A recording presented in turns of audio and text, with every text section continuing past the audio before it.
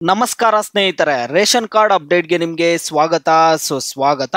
ಸ್ನೇಹಿತರೆ, ನಿಮ್ಮ ಬಳಿ ಏನಾದರೂ ರೇಷನ್ ಕಾರ್ಡ್ ಇದೆಯಾ? ಹಾಗಾದರೆ ನೀವು ಈ ಒಂದು ಕೆಲಸವನ್ನು ಮಾರ್ಚ್ 31ನೇ ತಾರೀಕು ಒಳಗಡೆ ಮಾಡಿಸ್ಲೇಬೇಕಾಗುತ್ತೆ. ಮಾಡಿಸ್ಲಿಲ್ಲ ಅಂದರೆ ನಿಮ್ಮ ಒಂದು ರೇಷನ್ ಕಾರ್ಡ್ಗಳು ಕ್ಯಾನ್ಸಲ್ ಆಗುತ್ತೆ. ಸ್ನೇಹಿತರೆ, ಈ ಕುರಿತು ಈ ವಿಡಿಯೋದಲ್ಲಿ ತಿಳಿಸ್ಕೊಡ್ತೀನಿ. ನೀವು ಏನು ಕೆಲಸ ಮಾಡಬೇಕು, ನೀವು ಈ ಒಂದು ಕೆಲಸ ಏನು ಮಾಡಬೇಕು ಮಾರ್ಚ್ 31ನೇ ತಾರೀಕು ಒಳಗಡೆ ಅನ್ನುವಂತಹ ಸಂಪೂರ್ಣವಾದ ಮಾಹಿತಿ ಈ ವಿಡಿಯೋದಲ್ಲಿ ಸಿಗುತ್ತೆ.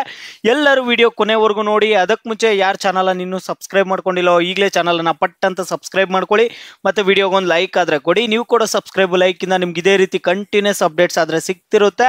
ಈಗಾಗಲೇ ಯಾರು ಸಬ್ಸ್ಕ್ರೈಬ್ ಲೈಕ್ ಮಾಡಿ ವಿಡಿಯೋ ನೋಡ್ತಿದ್ರು ಎಲ್ಲರಿಗೂ ನನ್ನ ಒಂದು ಹೃದಯಪೂರ್ವಕ ಧನ್ಯವಾದಗಳು. ನೋಡಿ ಸ್ನೇಹಿತರೆ, ನಾನೀಗ ಡೈರೆಕ್ಟಾಗಿ ಟಾಪಿಕ್ಗೆ ಬರ್ತೀನಿ. ಸ್ನೇಹಿತರೆ, ರೇಷನ್ ಕಾರ್ಡ್ ಅನ್ನುವಂಥದ್ದು ನಿಮಗೆ ಎಷ್ಟು ಇಂಪಾರ್ಟೆಂಟು ಅಂತ ನಿಮ್ಮೆಲ್ಲರಿಗೂ ಗೊತ್ತಿದೆ. ನೀವೀಗ ಕೆಲವೊಂದು ಹಾಸ್ಪಿಟಲ್ಸ್ಗೆ ಹೋಗ್ಬೋದು. ನಿಮ್ಮ ಒಂದು ರೇಷನ್ ಕಾರ್ಡ್ ಏನಾದ್ರು ತಗೊಂಡೋದ್ರೆ, ಅದರಲ್ಲೂ BPL ರೇಷನ್ ಕಾರ್ಡ್ ತಗೊಂಡೋಗಿದ್ದೀರಾ ಅಂದರೆ ನಿಮಗೆ ಸಾಕಷ್ಟು ಡಿಸ್ಕೌಂಟ್ ಆದರೆ ಸಿಗುತ್ತೆ ನಿಮಗೆ ಹಾಸ್ಪಿಟಲ್ ಬಿಲ್ಲಲ್ಲಿ. ಮತ್ತೆ ಕೆಲವೊಂದು ಹಾಸ್ಪಿಟಲ್ಸ್ ಎಲ್ಲ ಆದರೆ ಗೌರ್ಮೆಂಟ್ ಹಾಸ್ಪಿಟಲ್ಸ್ ಎಲ್ಲ ಆಪರೇಷನ್ ಎಲ್ಲ ಫ್ರೀಯಾಗಿ ಮಾಡ್ತಿರ್ತಾರೆ. ಈ ರೀತಿಯಾಗಿ BPL ರೇಷನ್ ಕಾರ್ಡ್ ಆಗಿರ್ಬೋದು ತುಂಬಾನೇ ಯೂಸ್ ಆಗ್ತಿರುತ್ತೆ. APL ರೇಷನ್ ಕಾರ್ಡ್ ಅವರು ಕೂಡ ಸ್ವಲ್ಪ ಮಟ್ಟಿಗೆ ಡಿಸ್ಕೌಂಟ್ ಕೂಡ ಸಿಗ್ತಿರುತ್ತೆ. ಮತ್ತೆ ರೇಷನ್ ಕಾರ್ಡ್ ಇದ್ರೆ ನಿಮಗೆ ಪ್ರತಿ ತಿಂಗಳು ರೇಷನ್ ಕೊಡ್ತಾರೆ, ಡಿಪೋ ಅಲ್ಲಿ ಅಕ್ಕಿ ಕೊಡ್ತಿರ್ತಾರೆ. ಈ ರೀತಿಯಾಗಿ ರೇಷನ್ ಕಾರ್ಡ್ಗಳು ನಿಮಗೆ ತುಂಬಾನೇ ಯೂಸ್ ಆಗ್ತಿರುತ್ತೆ. ಮತ್ತೆ ಗೃಹಲಕ್ಷ್ಮಿ ಯೋಜನೆ ಹಣ, ಮೈನ್ ಗೃಹಲಕ್ಷ್ಮಿ ಯೋಜನೆ ಹಣ ಬರ್ಬೇಕಂದ್ರೇನು ರೇಷನ್ ಕಾರ್ಡ್ ಕಂಪಲ್ಸರಿ ನಿಮ್ಮ ಹತ್ರ ಇರಬೇಕಾಗುತ್ತೆ. ರೇಷನ್ ಕಾರ್ಡ್ ಇರುವಂತವ್ರಿಗೆ ಮಾತ್ರನೇ ಗೃಹಲಕ್ಷ್ಮಿ ಯೋಜನೆಯ ಹಣ ಆದ್ರೆ ಕೊಡ್ತಾರೆ. ಹಾಗಾದ್ರೆ ಇಂಥ ಒಂದು ರೇಷನ್ ಕಾರ್ಡು ಕ್ಯಾನ್ಸಲ್ ಆಗದೆ ಇರಬೇಕು ಅಂದರೆ ನಾವು ಕೆಲವೊಂದು ಪ್ರಿಕಾಷನ್ಸ್ ಅನ್ನಾದರೆ ತಗೋಬೇಕು. ಇಂಥ ಒಂದು ರೇಷನ್ ಕಾರ್ಡ್ ಕ್ಯಾನ್ಸಲ್ ಆಗದೆ ಇರೋದಕ್ಕೆ ನಾವು ಅವ್ರಿಗೆ ಸರ್ಕಾರದ ಕಡೆಯಿಂದ ಏನೇನು ಅಪ್ಡೇಟ್ಸ್ ಕೊಡ್ತಿರ್ತಾರೆ ಅದನ್ನೆಲ್ಲ ಫಾಲೋ ಆಗ್ತಿರ್ಬೇಕು. ನಮ್ಮ ಒಂದು ರೇಷನ್ ಕಾರ್ಡನ್ನು ಸೇಫಾಗಿ ಇಟ್ಕೋಬೇಕು. ಸ್ನೇಹಿತರೆ, ಈಗ ಮಾರ್ಚ್ 31ನೇ ತಾರೀಕು ಒಳಗಡೆ ನೀವು ಈ ಕೆಲಸ ಮಾಡಲೇಬೇಕಾಗುತ್ತೆ. ಮಾಡಲಿಲ್ಲ ಅಂದರೆ ನಿಮ್ಮ ಒಂದು ರೇಷನ್ ಕಾರ್ಡ್ ಅನ್ನುವಂಥದ್ದು ರದ್ದಾಗುತ್ತೆ. ಸ್ನೇಹಿತರೆ, ತುಂಬ ದಿನಗಳಿಂದ ಸರ್ಕಾರದ ಕಡೆಯಿಂದ ವಾರ್ನಿಂಗ್ ಬರ್ತಾನೆ ಇತ್ತು, ನಿಮ್ಮ ಒಂದು ರೇಷನ್ ಕಾರ್ಡು EKYC ಆಗಿರಬೇಕು ಅಂತ.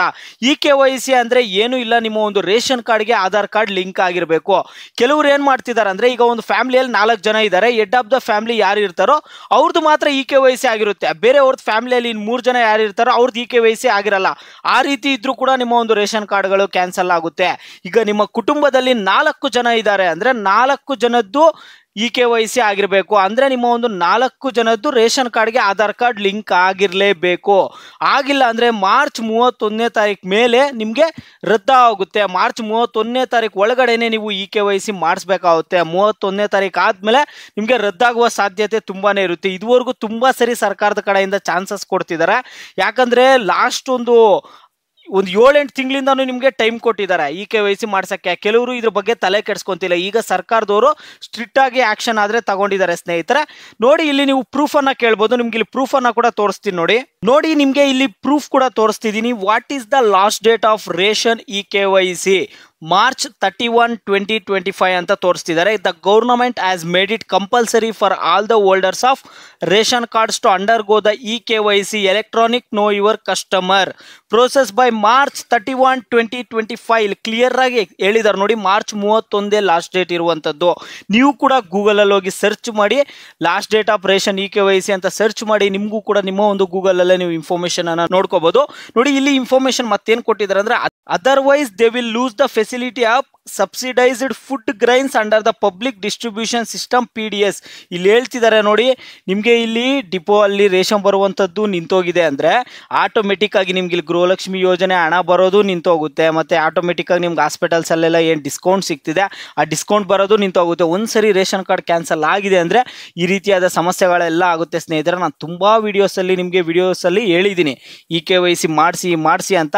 ಅದು EKYC ಆಗಿದೆಯಾ ಇಲ್ಲ, ಯಾವ ರೀತಿ ಚೆಕ್ ಮಾಡ್ಕೊಳ್ಳೋದು ಅನ್ನೋವಂಥದ್ದು ಕೂಡ ನಾನು ತುಂಬ ವಿಡಿಯೋಸನ್ನು ಮಾಡಿದ್ದೀನಿ. ನಮ್ಮ ಚಾನಲಲ್ಲಿ ಇದೆ, ಹೋಗಿ ಒಂದ್ಸರಿ ಚೆಕ್ ಮಾಡ್ಕೊಳ್ಳಿ. ಸ್ನೇಹಿತರೆ, ಎಲ್ಲರೂ ಆದಷ್ಟು ಬೇಗ EKYC ಮಾಡಿಸಿ. ನಿಮ್ಮ ಒಂದು ಕುಟುಂಬದಲ್ಲಿರುವಂಥವ್ರದ್ದು ಎಲ್ಲರದ್ದು EKYC ಆಗಿದೆಯಾ ಇಲ್ಲ ಅಂತ ನೀವು ಪ್ರತಿಯೊಬ್ಬರು ವಿಡಿಯೋಗೆ ಲೈಕ್ ಮಾಡ್ಬಿಟ್ಟು ಕಾಮೆಂಟ್ ಮುಖಾಂತರ ತಿಳಿಸಿ.